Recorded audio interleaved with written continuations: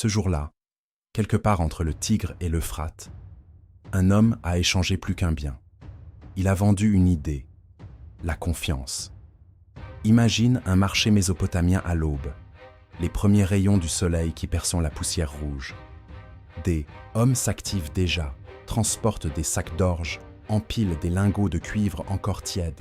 L'air sent le grain fermenté et la sueur. Et là, au milieu de ce chaos organisé, se joue quelque chose de révolutionnaire. Un marchand tend une poignée d'orge à un autre homme. En échange, il reçoit une promesse. Pas un bien immédiat. Une promesse. C'est ça, le premier commerce. C'est ça, le vrai point de départ des civilisations anciennes. Parce que ce geste, aussi simple qu'il paraisse, va transformer l'humanité entière, là où l'histoire devient visible. Maintenant, pose-toi la question. Pourquoi échanger? Pourquoi un homme abandonnerait-il quelque chose qui lui appartient pour obtenir autre chose? La réponse n'est pas aussi évidente qu'on le croit. Parce que l'échange, ce n'est pas juste un troc. C'est une reconnaissance mutuelle de valeur. C'est dire à l'autre, ce que tu possèdes vaut quelque chose pour moi, et inversement. C'est le premier langage universel. Bien avant les mots, avant l'écriture, il y avait le geste. Celui de tendre, la main avec quelque chose dedans, et d'attendre que l'autre fasse de même. Et ce geste contient déjà tout. La confiance, la dette, le calcul, l'espoir. Les premières sociétés humaines ne survivaient pas grâce à l'or ou à l'argent. Elles survivaient grâce à ça. À cette capacité inouïe de croire que l'autre tiendrait parole, que si tu lui donnais aujourd'hui, il te donnerait demain. En Mésopotamie, dans les villes comme Uruk ou Sumer, ce système d'échange va prendre une ampleur vertigineuse. On est vers 3500 avant notre ère. Les hommes commencent à s'organiser en communautés denses, complexes. Il n'y a plus assez de place pour que chacun cultive tout ce dont il a besoin. Alors on se spécialise. L'un devient potier, l'autre tisserand, un troisième forge le métal. Et très vite, un problème apparaît. Comment garder une trace de qui doit quoi à qui? Parce que la mémoire humaine, aussi formidable soit-elle, a ses limites. Tu ne peux pas te souvenir de toutes les dettes, de toutes les promesses. C'est là qu'intervient le génie mésopotamien. Ils inventent les tablettes d'argile, de petites plaques sur lesquelles on grave des symboles, des encoches, des lignes, des formes qui représentent des biens, des quantités, des noms. Ce sont les premiers registres comptables de l'histoire, les premières écritures. Et devine pourquoi elles ont été créées. Pas pour raconter des histoires, pas pour célébrer les dieux, pour tenir les comptes, pour enregistrer les dettes. Parce que, bien avant la monnaie, c'est la dette qui tenait le monde debout. Et voici le génie des Mésopotamiens. Ils ont transformé la survie en système. Ils ont compris que l'économie ancienne n'était pas un chaos de besoins individuels, mais un réseau de promesses interconnectées. Tu me donnes de l'orge aujourd'hui, je te rembourserai en cuivre dans 3 lunes. Ton frère me doit du tissu, mais il le doit aussi à un autre marchand qui, lui, me doit du blé. Tout est lié, tout circule. Et cette circulation, c'est la première forme de marché. Pas un lieu physique, pas encore, mais un espace mental, une carte invisible des dettes et des créances qui structurent toute la société. Les temples deviennent alors les premiers coffres-forts, les premières banques. Les prêtres ne sont pas seulement des intermédiaires avec les dieux, ils sont aussi les gardiens des réserves, les arbitres des conflits commerciaux. Ils conservent l'orge, l'huile, les métaux précieux. Ils enregistrent tout. Et surtout, ils garantissent. Parce que le temple, c'est la confiance incarnée. Si le temple dit que tu me dois 3 mesures d'orge, alors c'est vrai.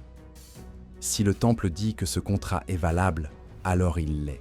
C'était une invention invisible, mais colossale, parce qu'elle a créé la première économie de la promesse.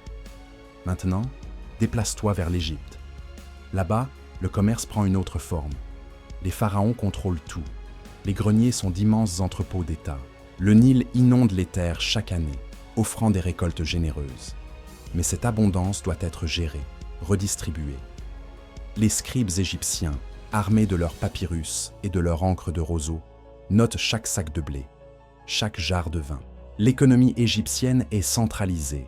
mais elle repose sur les mêmes principes: la confiance dans le système, la traçabilité des échanges, la gestion des surplus. Le commerce, ici, n'est pas un libre-échange entre individus, c'est une logistique d'État, mais au fond, c'est toujours la même mécanique. Donner aujourd'hui pour recevoir demain, ou ailleurs. Échanger pour survivre, puis pour prospérer, et puis arrive la Phénicie. Les Phéniciens, ces génies de la mer, ces aventuriers du commerce maritime, ils ne contrôlent pas de vastes territoires. Ils n'ont pas d'armée colossale. Leur force, c'est leur capacité à naviguer, à relier des mondes éloignés. Ils transportent du bois de cèdre du Liban, de la pourpre de Tyr, de l'ivoire d'Afrique, des épices d'Orient. Ils créent les premières routes commerciales maritimes. Et avec elles, ils inventent quelque chose de nouveau, le contrat d'échange à distance. Tu ne vois plus la personne avec qui tu fais affaire. Tu lui fais confiance parce qu'elle a une réputation, parce qu'elle appartient à un réseau, parce qu'un tiers garantit la transaction. Le commerce, c'est la première forme de réseau social. Les Phéniciens le comprennent avant tout le monde. Ils bâtissent des comptoirs, des colonies, des alliances. Ils transforment la Méditerranée en un immense marché flottant. Puis vient la Grèce, l'agora, la place publique où tout se mélange, la politique, la philosophie et le commerce. Les Grecs inventent la drachme, une des premières monnaies frappées, et avec elle, une révolution. Parce que la monnaie, c'est autre chose que le troc, c'est un étalon universel. Tu n'as plus besoin de trouver quelqu'un qui veut exactement ce que tu as à offrir. Tu vends ton huile d'olive contre des pièces, et avec ces pièces, tu achètes ce que tu veux. La monnaie fluidifie tout, elle accélère tout, elle permet de stocker de la valeur, de la transporter, de la transmettre. Les banquiers grecs apparaissent, installent leur table sur l'agora. Ils prêtent, ils changent des devises, ils financent des expéditions commerciales. L'économie devient plus sophistiquée, plus abstraite aussi. On commence à spéculer, à investir, à calculer des intérêts. Le commerce n'est plus seulement un échange de biens, il devient un jeu stratégique, un levier de pouvoir.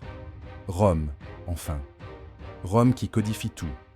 Rome qui transforme les usages en lois. Les Romains créent un cadre juridique pour le commerce. Les contrats, les garanties, les tribunaux commerciaux. Ce qu'on appellera plus tard, au Moyen-Âge, la lex mercatoria, la loi des marchands, trouve ses racines dans le droit romain. Parce que Rome comprend que pour bâtir un empire, il ne suffit pas de conquérir. Il faut aussi unifier, standardiser, sécuriser les échanges. Les routes romaines ne sont pas seulement militaires, elles sont commerciales.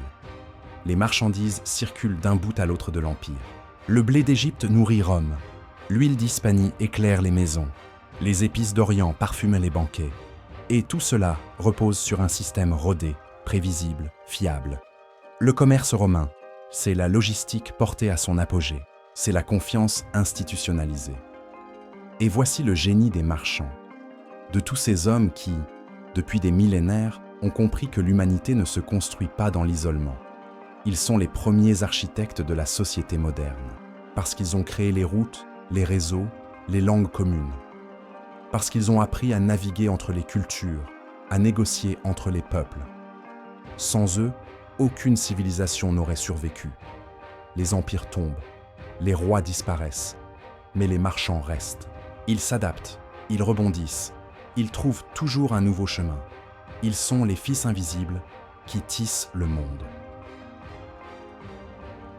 Aujourd'hui, on ne fait plus du commerce pour survivre.